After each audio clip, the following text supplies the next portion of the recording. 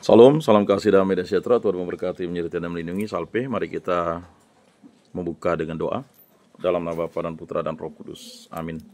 Allah Tritunggal Yang Maha Kudus, kami bersyukur kami telah masuk ke minggu Pekan Prapaskah yang ketiga. Semoga pada Pekan Prapaskah yang ketiga ini, kami lebih mengintrospeksi diri. Dalam retret agung ini, kami terus memahami diri kami untuk selalu setia kepadamu.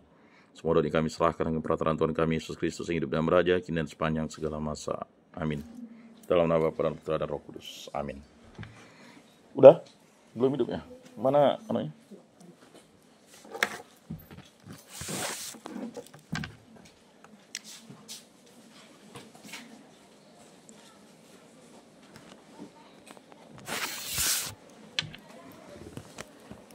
Ada yang mau ditanyakan? Udah jelas semua?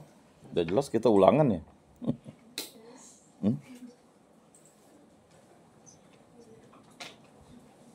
Ada?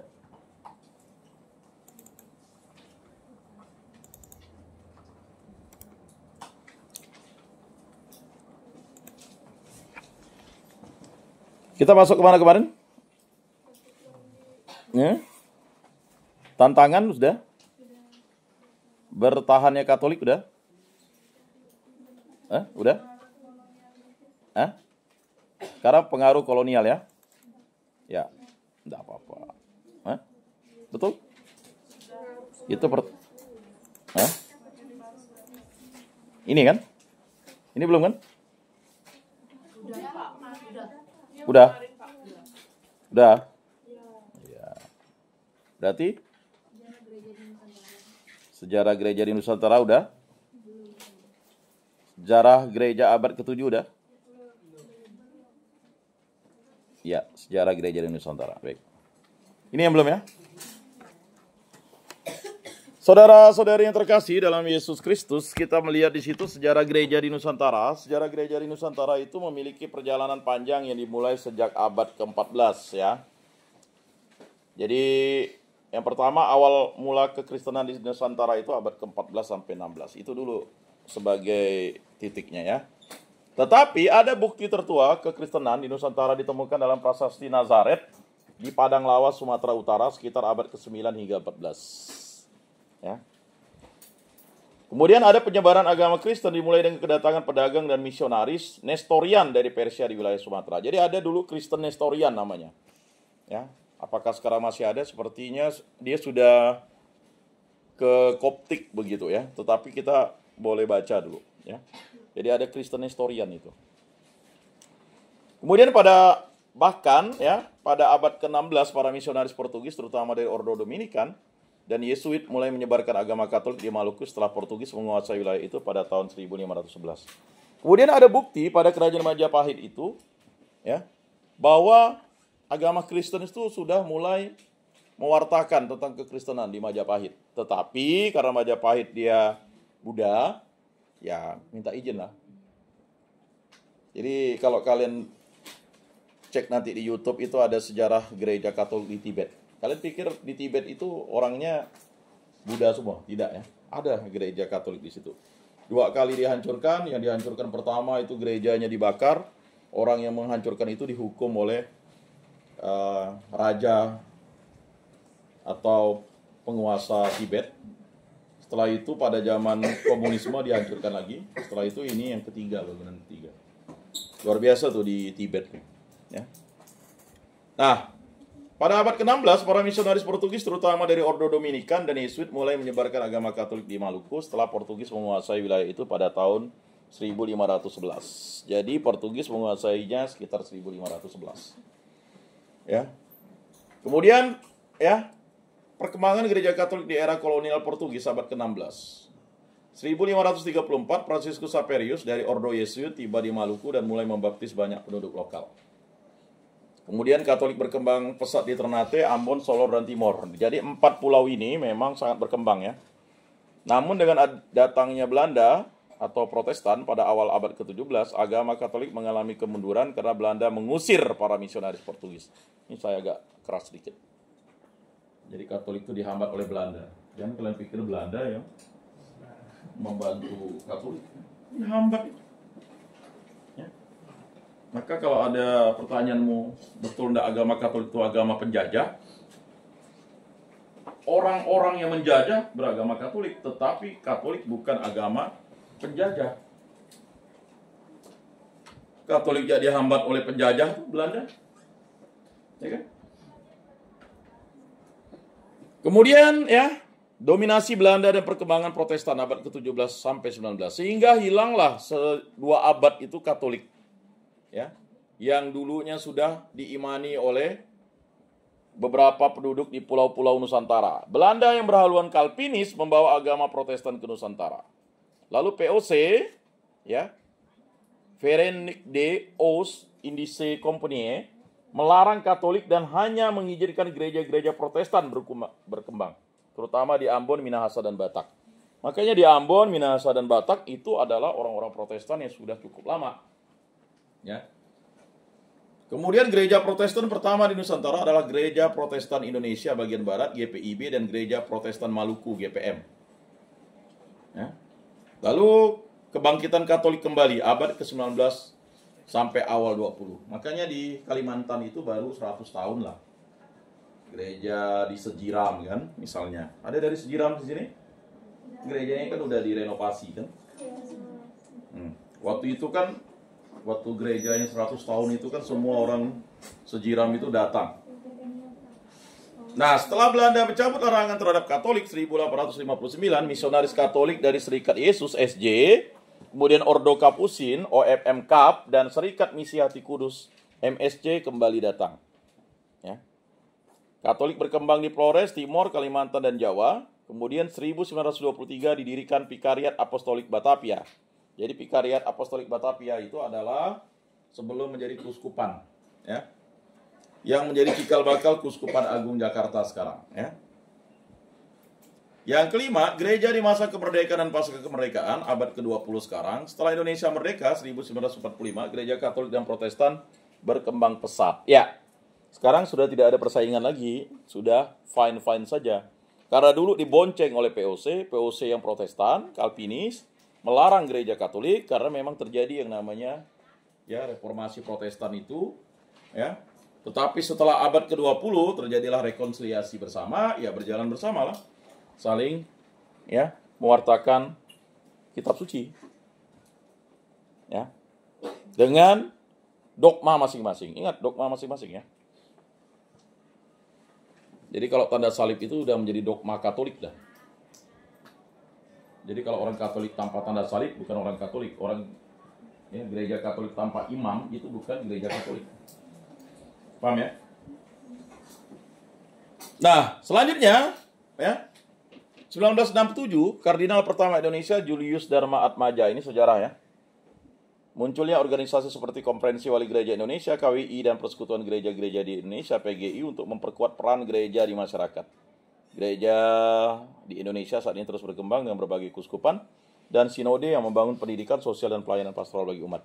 Info baiknya, tiap tahun itu jumlah umat Kristen, baik Katolik, Protestan, ya, Baptis, Pentakosta, Advent, ya, Ortodok, Anglikan, ya berbagai macam denominasi itu ya. Itu menambah jumlah orang-orang Kristen di Indonesia itu sekitar 2 juta ya. Itu menurut ya informasi. Jadi jangan kalian pikir public figure yang pindah itu hanya satu, ya. Terlalu diekspos, ya. Jadi seperti itu. Jadi gereja di Indonesia saat ini terus berkembang dengan berbagai keuskupan dan sinode yang membangun pendidikan, sosial, dan pelayanan pastoral bagi umat. Berapa keuskupan? 37 keuskupan. Betul? 37 atau 38 nih? Bagaimana pengetahuan umum agama Katoliknya? Ya. Nah, nanti dicek lagi ya. Karena hari ini tidak bisa buka internet kan. Jelas? Berapa keuskupan? Di kita saja di Kalimantan Barat nih 4 keuskupan. Ya kan? Di Kalimantan saja ada 8 keuskupan. Ya. Ya, Keuskupan Agung Pontianak, Keuskupan Sanggau, Keuskupan Sintang, Keuskupan Ketapang. Ya. Kemudian Kuskupan mana? Agungnya di mana? Kuskupan Agung?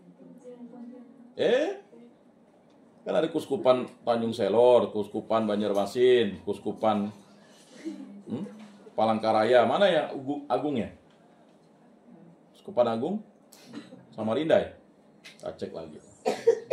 Ya. Ini kok pengetahuan umum agama Katolik terbatas ya. Saya harap itu dibaca di ini ya, di internet ya. Kalau enggak pernah ke perpustakaan nggak? Selanjutnya kita masuk ke sejarah gereja abad ke-7 ya. Nah, pada abad ke-7 ini hanya tambahan saja ya. Perkembangan gereja Kristen sangat dipengaruhi oleh perubahan politik. Jadi perubahan politik. Lalu ada perubahan teologis dan ekspansi agama lain terutama Islam. Jadi waktu itu memang ekspansi Islam itu sangat ya begitu kuat. Berikut adalah beberapa peristiwa penting dalam sejarah gereja pada abad ke-7. Ini saya hanya sepintas, nanti kalian tinggal mencari saja literaturnya dan kalian baca. Yang pertama, kekristenan di Kekaisaran Bizantium, Romawi Timur. Kekaisaran Bizantium di bawah Kaisar Heraklius 610 sampai 641 menghadapi tantangan besar dari Kekaisaran Persia, Sasaniyah, dan kemudian dari ekspansi Islam.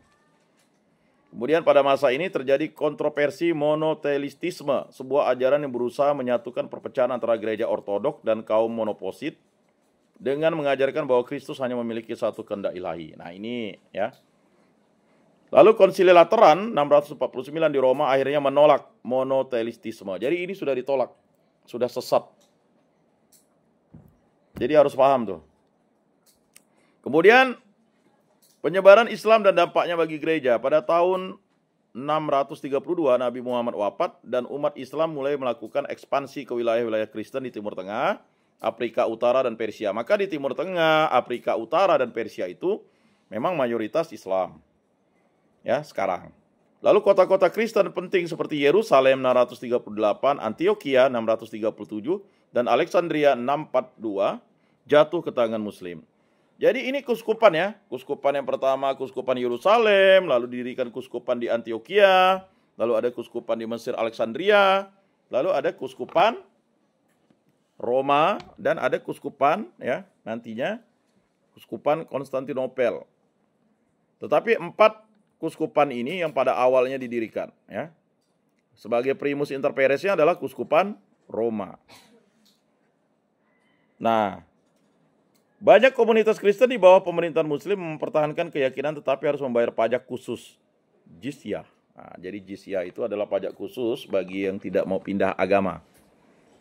Kemudian yang ketiga, kekristenan di Eropa Barat. Nah, kita lihat di Eropa Barat. Di wilayah Eropa Barat, kekristenan berkembang di bawah pengaruh kepausan Roma dan misionaris dari Irlandia serta Inggris. Makanya kepausan di Roma dan misionaris dari Irlandia serta Inggris itu begitu gencar ya. Kemudian kita tahu ada Santo Agustinus dari Canterbury, wafat 604, dikirim oleh Paus Gregorius Agung untuk mengkristenkan Anglo-Saxon di Inggris. Jadi Anglo-Saxon itu adalah sistem politik dan juga pertahanan serta keyakinan. Dan akhirnya ya Inggris menjadi Katolik. Tetapi nanti dalam perjalanan waktu akhirnya Raja Henry ke-8 itu ya, betul ya Raja Henry ke-8 ya? Ya. Dia ingin kawin 2 lalu minta izin dengan Paus, ya tak dikabulkan, dia marah, merajuk. Lalu buat Anglikan kan begitu. Kemudian Raja Edwin dari Northumbria 627 dan Raja Oswald dari Northumbria 634 sampai 642 memainkan peran besar dalam penyebaran Kristen di Inggris. Jadi ini raja-raja ini ya Kristen ya kan begitu dengan menggunakan kekuasaan. Ya memang efektif sih. Ya. Tetapi kekuasaan yang cinta kasih begitu. Kemudian gereja di Afrika dan Timur Tengah. Di Mesir gereja Koptik tetap kuat meskipun berada di bawah kekuasaan Muslim. Jadi gereja Koptik itu ya ini dibawa oleh Rasul atau dibawa oleh Santo Markus. Ya. Dia mempertahankan yang namanya bahasanya, bahasa Koptik. Kemudian di Ethiopia, kekristenan tetap bertahan di bawah kekaisaran Aksum. Gereja Nestorian di Persia dan Asia Tengah masih berkembang meskipun mengalami tekanan dari Muslim dan Zoroastrian. Lalu kesimpulannya, abad ke-7 adalah masa transisi besar bagi gereja, sementara gereja Bizantium menghadapi tantangan internal dan eksternal. Gereja di Eropa Barat berkembang di bawah kepemimpinan Paus. Sementara itu, ekspansi Islam mengubah lanskap politik dan agama di Timur Tengah dan Afrika, menyebabkan banyak komunitas Kristen hidup di bawah pemerintahan Muslim. Ya, inilah yang namanya proses ya. Dan ini terus dimainkan sebagai isu, padahal sebenarnya kita sudah damai. Nggak ada lagi sebenarnya masalah agama. Ya kan? Agama itu udah selesai. Sekarang kok kayaknya mulai muncul ini, itu, paham ini, itu, ya itu kan orang-orang yang penasaran. Ya. Kamu percaya kepada siapa? Ya, terus silakan. Maka di Indonesia dipersilakan memilih 6 agama. Tetapi ketika kita dibaptis, keyakinan kita itu sudah mutlak dan absolut. Karena Tuhan Yesus itu adalah mutlak. Ya kan? Mutlak. Jadi kalau kita mempertanyakan siapa Tuhan Yesus, berarti kita tidak beriman Kristen dong. Ya kan? Ngapain lagi? Karena kamu sudah dibaptis dalam nama Bapa, Putra, dan Roh Kudus kan? Nah itu. Nah, kita lanjut. Sejarah gereja di Nusantara abad ke-7. Kita lihat landscape-nya abad ke-7. Pada abad ke-7 tidak ada bukti konkret tentang keberadaan komunitas Kristen atau gereja yang berkembang di Nusantara. Namun beberapa indikasi menunjukkan bahwa Nusantara sudah memiliki kontak dengan komunitas Kristen dari luar, terutama dari Persia dan India. Nah ini dia ya. Jadi perlu dipahami pada abad ke-7 itu ada kontak saja ya. Kita ya sejarah ya. Ya A ya A, ya B ya B, tidak bisa cocokologi ya. Yang pertama, pengaruh pedagang Persia dan India. Pada abad ke-7 Nusantara, khususnya Sriwijaya, Sumatera sudah menjadi pusat perdagangan yang ramai dan berhubungan dengan berbagai bangsa termasuk Persia dan India. Dalam sejarah kekristenan di Asia, gereja Nestorian yang berasal dari Persia sudah menyebarkan ajarannya ke wilayah-wilayah Asia termasuk India dan Cina. Jadi Persia itu gerejanya Nestorian. Ada kemungkinan bahwa pedagang atau misionaris Nestorian singgah di beberapa pelabuhan Nusantara seperti di Sumatera atau Jawa, meskipun tidak ada bukti tertulis yang pasti mengenai keberadaan komunitas Kristen pada masa ini. Kedua, bukti arkeologis yang berpotensi. Beberapa sumber menyebutkan bahwa terdapat prasasti Nazaret di Padang Lawas, Sumatera Utara yang menunjukkan kemungkinan pengaruh Kristen. Namun bukti ini masih diperdebatkan dan belum bisa dikonfirmasi sepenuhnya. Ya. Baru asumsi. Ya. Tetapi itu adalah jejak tanda. Ya, tidak mungkin juga ya hubungan dagang itu tidak menimbulkan interaksi antar agama. Ada kemungkinan ya, itu dia. Kemudian kalau kita lihat selain itu pengaruh kuat Hindu Buddha di Nusantara terutama dari kerajaan Sriwijaya dan Tarumanegara membuat kemungkinan berkembangnya gereja Kristen sangat kecil pada masa itu. Jadi ya agak kecil, jauh lagi jaraknya kan. Kemudian hubungan dengan Cina dan kekristenan di Timur Jauh. Pada abad ke-7 kekristenan khususnya Nestorian telah sampai ke Cina. Bukti keberadaan mereka ditemukan dalam prasasti Xian 635 Masehi yang mencatat masuknya agama Kristen Nestorian di Tiongkok. Jadi kalau di dataran Cina ya mereka sudah masuk. Mengingat hubungan perdagangan yang erat antara Cina dan Nusantara, ada kemungkinan bahwa pengaruh Kristen juga sampai masuk ke Nusantara, meskipun tidak meninggalkan jejak yang jelas. Tapi kalau di Singkawang itu jelas, salah satu kongsi dagang dan kongsi usaha Cina itu, semuanya Katolik dari 9 kongsi itu. Ya. Pada abad ke-7 belum ditemukan bukti yang kuat mengenai keberadaan gereja atau komunitas Kristen di Nusantara. Namun kontak perdagangan dengan pedagang Persia, India, dan Cina yang sudah mengenal kekristenan menunjukkan kemungkinan bahwa ajaran Kristen sudah mulai dikenal. Meskipun belum berkembang secara luas, perkembangan kekristenan di Nusantara baru benar-benar terlihat pada abad ke-14 hingga 16 dengan kedatangan bangsa Portugis. Jadi ya memang sangat muda ya. Apalagi adanya POC, makinlah kita dikebiri. Barulah abad 19 dan awal ke-20. Makanya ya, kalau kita ini belum sampai 100 tahun ya. Ada yang sudah sampai 100 tahun, ya, tetapi ya rata-rata mendekati itulah.